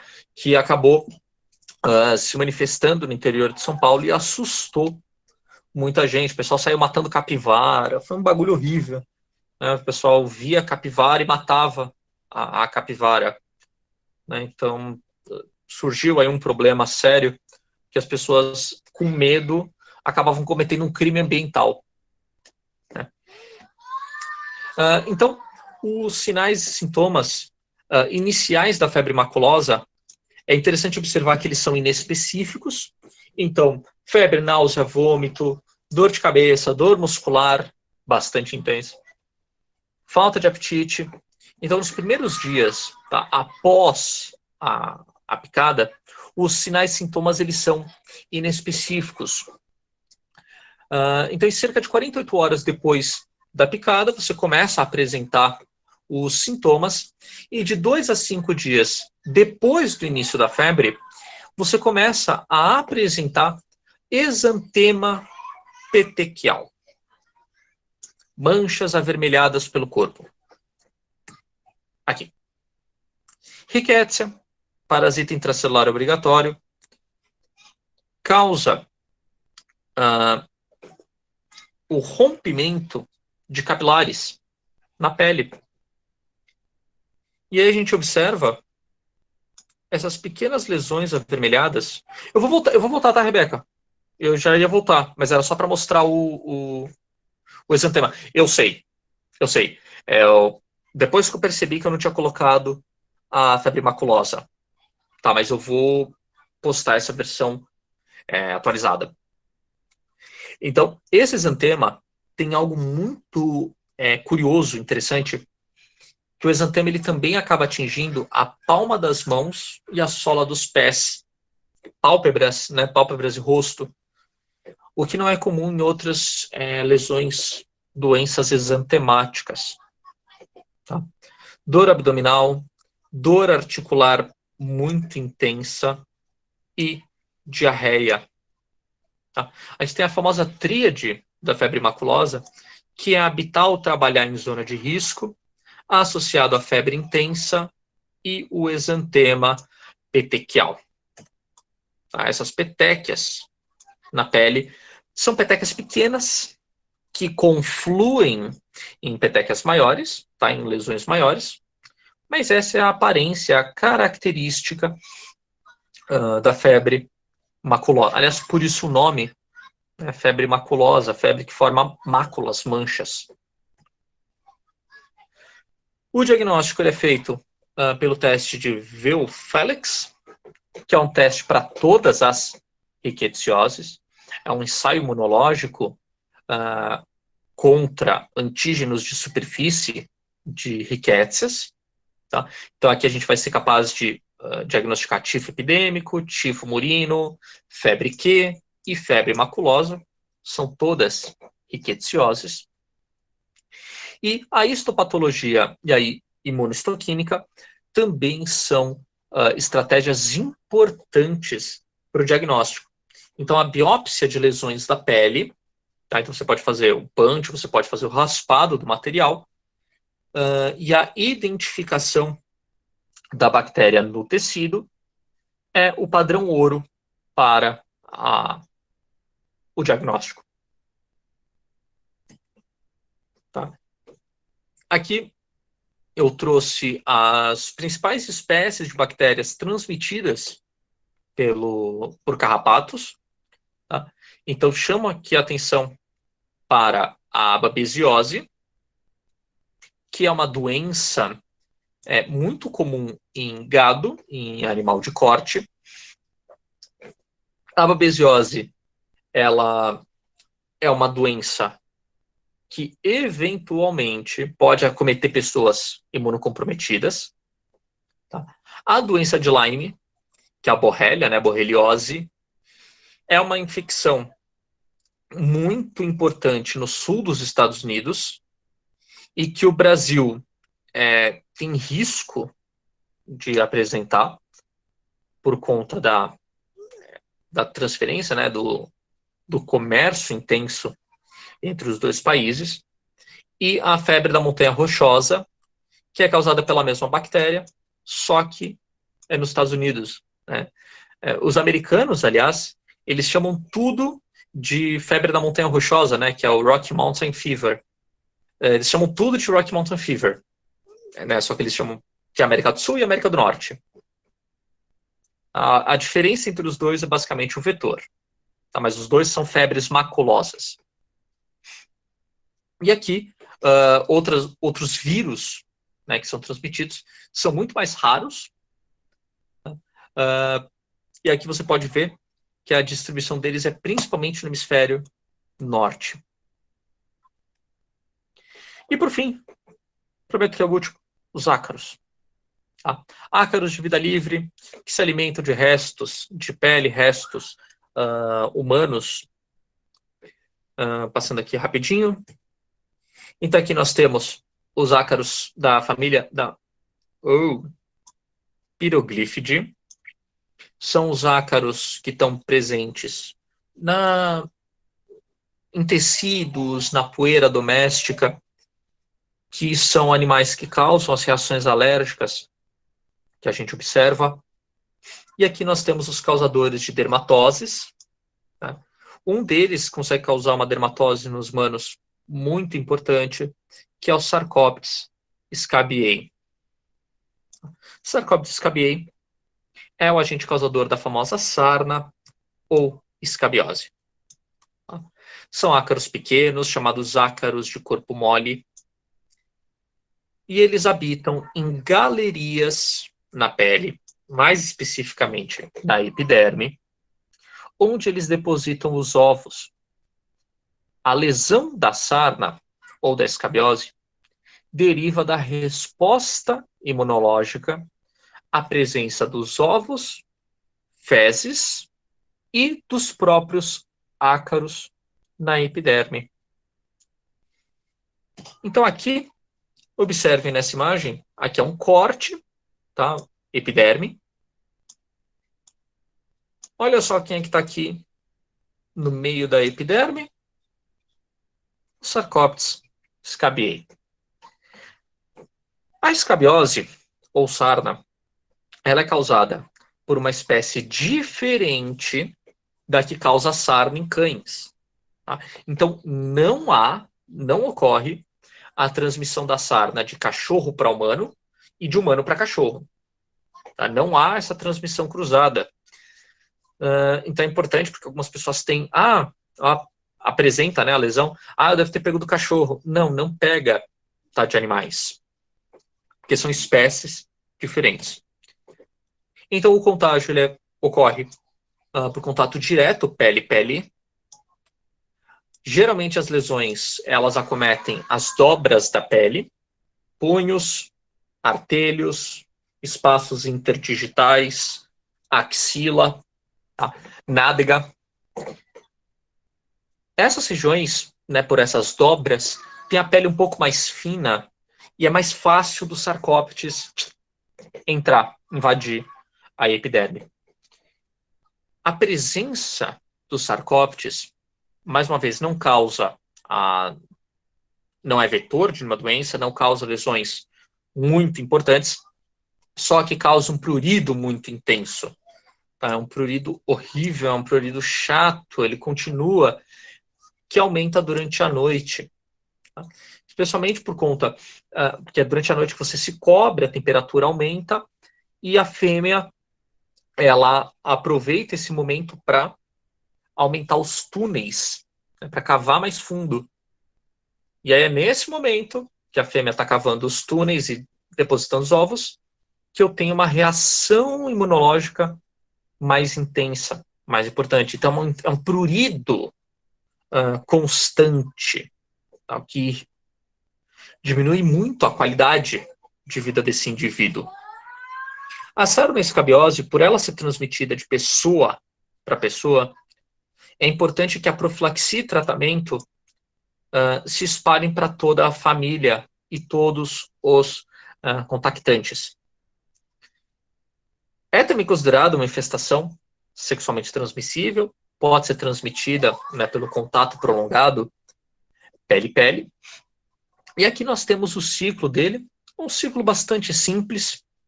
Então, eu tenho as fêmeas que entram em contato com a pele, elas cavam a epiderme, criam túneis, depositam os ovos, esses ovos eclodem, se transformando em larvas, as larvas viram ninfas e as ninfas viram adultos. Esses adultos, eles saem do túnel, vão para a superfície da pele, encontram outras regiões na pele e cavam os seus próprios túneis. Tá? Então, dessa maneira, a escabiose ela vai se propagando a partir de um ponto, tá, em todas as direções. Se eu entro em contato, né, minha pele contaminada com outra pessoa ou com outra parte do corpo, eu transfiro essas fêmeas para outros locais. Tá? Então, a fêmea encontra o macho, no momento que ela é fertilizada, ela sai do túnel que a mãe dela cavou para encontrar o seu próprio túnel. E é nesse momento que você, ao se coçar ou encostar em outra pessoa, transmite o sarcóptes, né? Transmite a escabiose. Então, aqui para mostrar, né, as regiões mais comuns, o punho, artelhos dos dedos, dobra do braço, né, a dobra do cotovelo, axila, tá? São as regiões mais comuns de observar. Então, aqui, só para mostrar, a escabiose pode ser identificada por essas lesões pruriginosas, elevadas na pele. Vocês podem ver aqui, né, o sítio de entrada e o túnel cavado pela fêmea. Tá? O macho, depois que ele fertiliza, ele morre. E aí as fêmeas é que cavam esses túneis. Tá? Então, essas lesões da sarna, essas lesões da escabiose, são lesões que são bastante pruriginosas, são lesões avermelhadas, tá? Até esqueci de colocar a imagem, mas são lesões avermelhadas que se apresentam levemente crostrosas, tá? Você tem uma reação da pele na região, fazendo com que a epiderme fique mais espessa sobre a lesão. Essas lesões, elas costumam aparecer de 2 a 6 semanas em prima infectados. Da primeira vez que você encontrou sarna, que você entrou em contato com sarcóptes, você pode levar de 2 a 6 semanas para apresentar sinais e sintomas.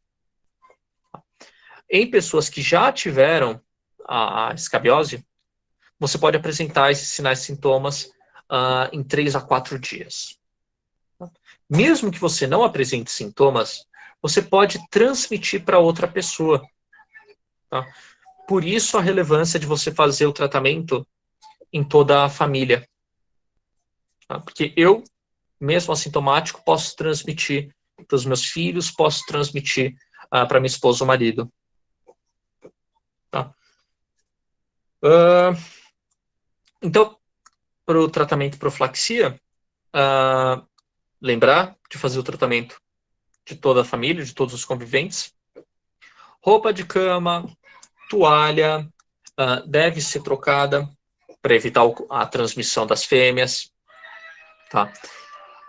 Roupas que foram utilizadas por pessoas contaminadas, nós recomendamos que mantenham essas roupas, roupas de cama, roupas individuais, etc., separadas em uma bolsa plástica por 72 horas. Durante esse período, as fêmeas morrem, né, elas morrem de inanição, e você pode voltar a usar essas roupas com segurança. Tá? Tratamento oral por ivermectina é muito eficiente no tratamento da escabiose. Tá? A gente tem usado com cada vez mais frequência a ivermectina. E informar para o paciente que o prurido, né, a lesão da pele, pode permanecer por até 2 semanas após o tratamento. Trata-se de uma reação inflamatória local, a presença das fezes e ovos mortos no tecido. Mais uma vez, o tratamento com ivermectina não mata os ovos, mata apenas os adultos. Tá?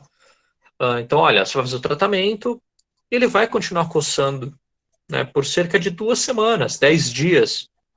Se depois desse período continuar o prurido, continuar incômodo, retorna porque pode necessitar de retratamento ou pode ser outra causa, né, pode ter outras causas associadas. Então aqui uma lesão clássica, né, aqui o sítio de entrada da fêmea, ela cavou esse túnel, então você pode ver nessa lesão descamada em resposta à presença da fêmea na epiderme. Então ela cava o seu túnel na epiderme. Quem trabalha com dermatologia consegue reconhecer facilmente essa lesão, né, porque é uma lesão em túnel, é uma lesão contínua.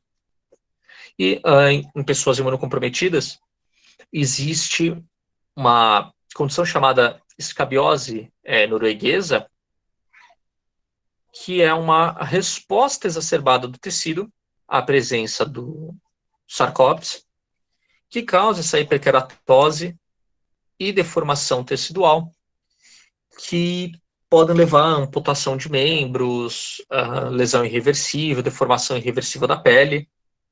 Tá? E o tratamento oral, ivermectina, mesma coisa, 200, 400 miligramas, usa, repete uma semana depois. E o tratamento tópico é feito com sabonete baseado em benzoato de benzila, que também pode ser usado para piolho. Tá? Só que o benzoato de benzila, o Sansara, o benzoderme, tem um pequeno problema: o cheiro. O cheiro do benzoato de benzila é muito característico, ele tem um cheiro de solvente com naftalina. Então, não é um cheiro muito agradável. Isso faz com que as pessoas abandonem o tratamento. Né? O tratamento com benzoato de benzila deve ser feito ao longo de uma semana. Então, algumas pessoas acabam abandonando o tratamento no meio, porque o cheiro não é agradável. Tá? O cheiro do sabonete não é muito agradável.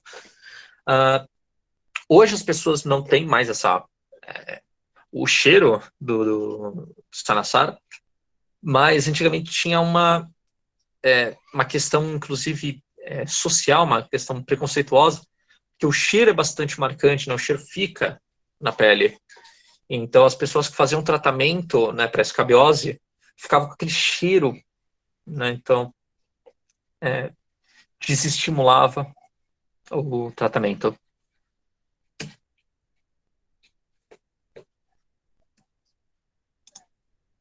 Cansei de falar.